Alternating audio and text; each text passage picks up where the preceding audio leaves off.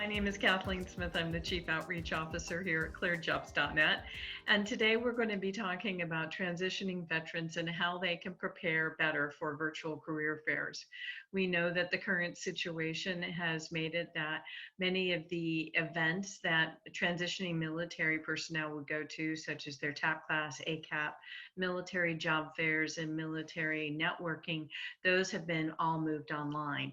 We also have some virtual job fairs coming up in the next few weeks, so we wanted to be sure that we provided some tips for transitioning veterans on how they should best prepare for a virtual job fair. And we're reaching back to our expert, Bob Wheeler. Bob, you want to give us a little background on yourself? Hey, my name is Bob Wheeler. I've been here with ClearedJobs.Net for over 5 years. I'm going to be 6 here pretty soon. I did 20 years in the Navy, and that time was actually as a hospital corpsman, and I did a lot of that time with the Marine Corps.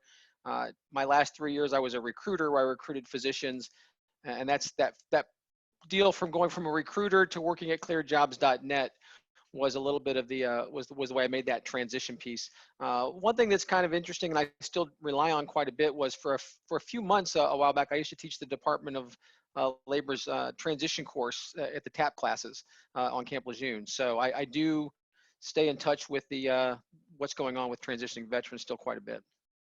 Great. So let's zone in really on what's going on with virtual career fairs. And we've been talking about what are some of the 3 key steps that we're talking about with virtual career fairs. And we're going to break this down into 3 components. The first is prepare for the virtual career fair. The second is participate in the career fair. And the third is follow up. So Bob, you want to touch on preparing for the virtual career fair?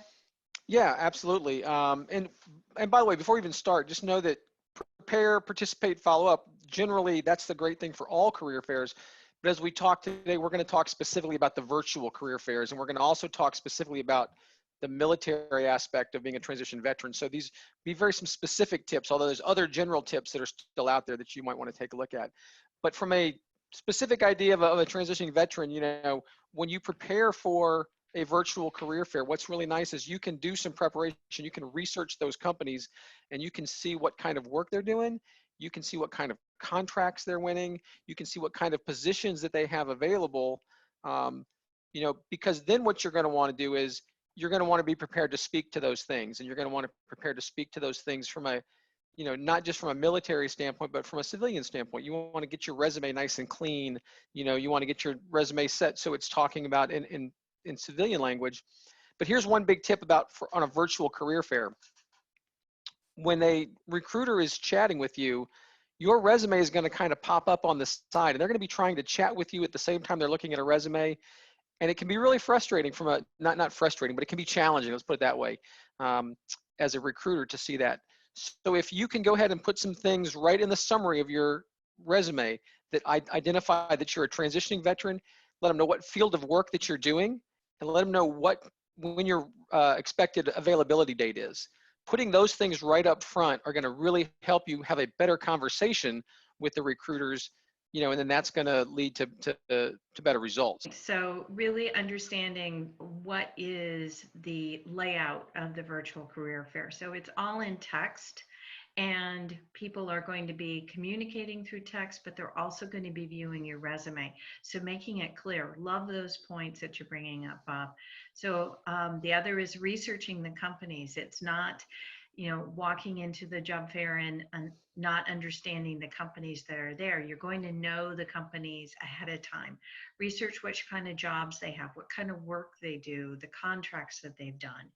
And also picking out several of the jobs that you are interested in and being prepared to talk about them. So what are some of the other points that we should be considering in preparing for the virtual career fair? Well, sure. Well, there's a few things. Well, first of all, do some homework, and that homework can be homework on just what's going on. Like ClearedJobs.Net, we have job seeker training before our virtual career fairs, which is not going to be specifically to military folks, but to be just job seekers in general. But take advantage of that so that you understand how the system works and how things are going to be happening. And then also one thing that's big, check your technology. Check your technology, which means making sure that you've got, your internet is set up, that you've got a quiet place to look at things, making sure that your passwords work and all those kinds of things. it doesn't take long to do it. And actually with the virtual job fairs, a lot of times they might be going on for a period of hours. So if it's supposed to start at 2 and you get on at 2, you may have some time. But if you're still working and you don't get off until 1600 and maybe you think you're going to jump on at the last minute, well, at that point, you could end up with putting yourself behind the power curve because you don't have your technology set up the right way right before the end. Great point. Something else that we had talked about preparing is understanding that there might be a Word document with some greetings and some questions. You want to talk about that in the virtual career fairs layout? Because you're going to be doing chatting on these virtual career fairs, you can already think to yourself, go ahead and type out some of those things that are those key phrases, um, things that are basically your elevator speech, but you can pick and choose. So you can cut and paste the thing that says, hi, I'm Bob. I'm in the Navy right now and I'm doing this. I get out in March or I get out next October. Instead of having to type that and then you misspell it and you're so afraid because you misspelled something in the middle of a chat room, go ahead and type some of those pieces out, some things that you're going to be answering, where you've been stationed, what you want to do, all those kind of things can really make it go a lot smoother. Great. So let's move on to participating in the virtual career fair. You and I participated in a demonstration yesterday Mm-hmm. of what our job seekers and recruiters are going to be about. And what was one of the things that you really thought we should pass on to the job seekers about participating in the virtual career fair? Well, yeah. So as a job seeker, patience is a virtue, definitely, because when you're in there and you're going to different booths, basically you're waiting your turn. It might seem a little frustrating that you don't know when your turn's going to come up, but all of a sudden something pops up and says, "Hey, Joe from big company wants to talk to you," and so you start this chat piece going on. So patience is something that's big. And then also knowing that you've only got so many minutes to chat, because usually these things are going to be set for a certain time limit that each recruiter can talk to a job seeker. They may have an ability to extend it a little bit, but there's still some time limits. And so if you feel that pressure, what you want to do to make things go smoother is you want to go ahead and provide right up front the information that they're going to need to know. And I kind of have it broken down as, tell them right away, I'm Bob. This is what I do now. This is what I want to do when I get out. This is what I want to. This is how I think that's going to relate to your company. If you can tell people what it is you do now, and when you get out and what you think it applies, the conversation with the recruiter is going to go so much smoother right away. And should they talk about in that sort of pre-prepared information if they want to relocate? Yeah, and if you want to relocate, you definitely want to bring that up. And the other piece there is making sure that you get a chance. This is a great chance to ask the recruiter how that company views not just the idea of relocation, but we talk to veterans all the time. Somebody who's stationed in Fort Huachuca, Arizona, and they're applying for a job in Virginia or Maryland or Florida. They know that they're going to get the Army to pay for that move. They just want to know, how's the company going to view it? What's the best way to position themselves to say, hey, I know that I'm stationed here, but in this month I'm going to be getting out and I want to go there.